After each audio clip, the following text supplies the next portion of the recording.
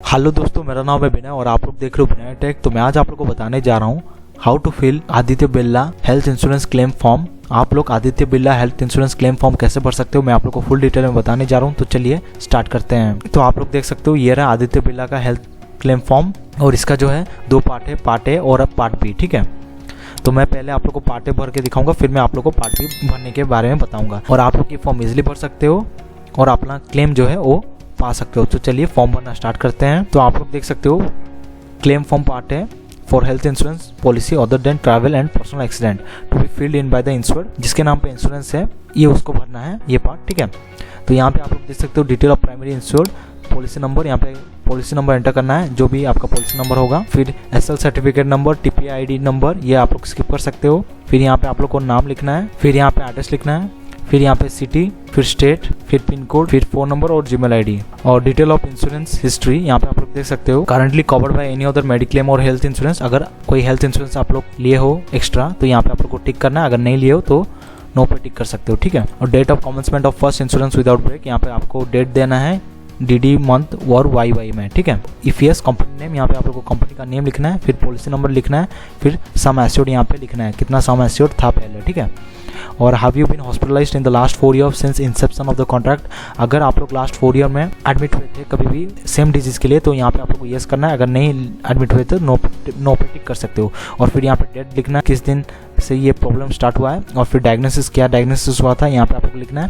Previously covered by any other mediclaim health insurance, अगर पहले से कोई भी हेल्थ इंश्योरेंस कवर्ड है तो यहाँ पे यस करना है, अगर नहीं है तो नो पे कर सकते हो, अगर यस है तो यहाँ पे कंपनी का नाम लिखना है। ठीक है, फिर detail of insured person hospitalised, यहाँ पे आप लोग को अपना नाम लिखना है जिसके नाम पे हॉस्पिटलाइज्ड है। ठीक है, फिर जेंडर मेल फीमेल जो भी है, एज लिखना है, ईयर और मंथ में लिखना है, फिर डेट ऑफ बर्थ लिखना है, relationship to primary insured, self, spouse, children, father, mother, other जो भी है यहाँ पे आप लोग स्पेसिफाई करना है। ठीक है, अगर आप लोग अदर सिलेक्ट करते हो तो ऑक्यूपेशन सर्विस कर रहे हो, self employed, home maker, student, retired, others जो भी है यहाँ पे आप लोग लिखना है।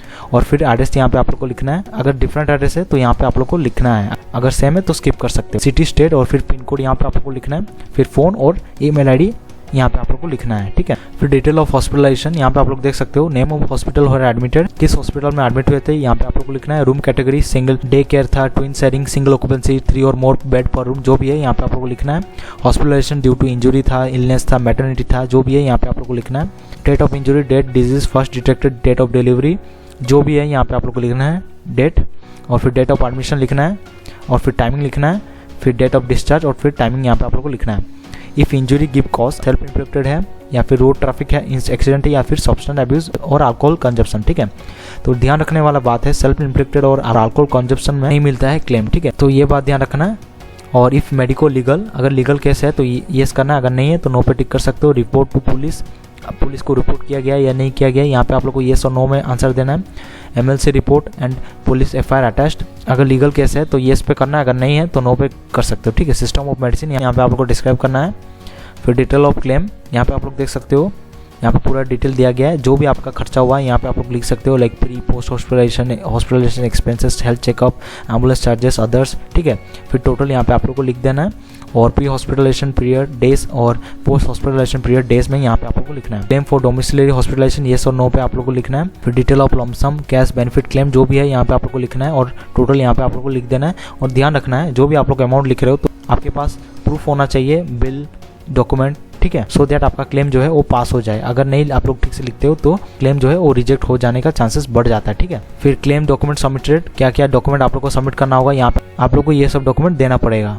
फिर डिटेल ऑफ बिल एनक्लोज्ड, यहाँ पे आप लोग देख सकते हो यहाँ पे बिल सब देना है, bill number, date, issued by 2 words और फिर अमाउंट यहाँ पे आप लोग को लिखना है टोटल। ठीक है, और डिटेल ऑफ प्राइमरी इंश्योर्ड, जो क्लेम कर रहा है उसका अकाउंट नंबर यहाँ पे सब रहेगा, PAN number, account number, bank name and branch, cheque और डीडी पेबल डिटेल्स, फिर आईएफएससी कोड। आईएफएससी कोड जो है आपका बैंक का पासबुक में मिल जाएगा, वहाँ से आप लोग ले सकते हो। ठीक है, और फिर डिक्लेरेशन यहाँ पे आप लोग को डेट, प्लेस और सिग्नेचर करना पड़ेगा बाय द इंश्योर्ड। ठीक है, और यहाँ पे गाइडलाइंस दिया गया है आप लोग कैसे फिलअप कर सकते हो ये सब डिटेल। ठीक है, पूरा पार्ट वाइज दिया गया है, आप लोग डिटेल में चेक कर सकते हो। ठीक है, तो ये था पार्ट ए, और अभी मैं बताने जा रहा हूँ पार्ट बी के बारे में। तो यहाँ पे आप लोग देख सकते हो claim form part B to be filled by hospital, ये हॉस्पिटल भरेगा, इसमें आप लोग को कुछ करना नहीं है। ठीक है, तो आप लोग को सिर्फ पेपर हॉस्पिटल में जमा करना है और हॉस्पिटल स्टाफ या फिर जो भी डॉक्टर है वो यहाँ पे डिटेल देगा और यहाँ पे लास्ट में डेट, प्लेस और फिर signature and seal of the hospital यहाँ पे रहेगा। और यहाँ पे डिटेल दिया गया कैसे आप लोग को ये सब पार्ट भरना है, ठीक है, पूरा सेक्शन वाइज पूरा डिटेल में दिया गया है, ठीक है। तो इस तरह आप लोग Aditya Birla health claim insurance form को भर सकते हो इजीली। तो अगर आपके लिए ये वीडियो यूजफुल है, please to like, share, comment and subscribe to my channel Bina tech. Thank you.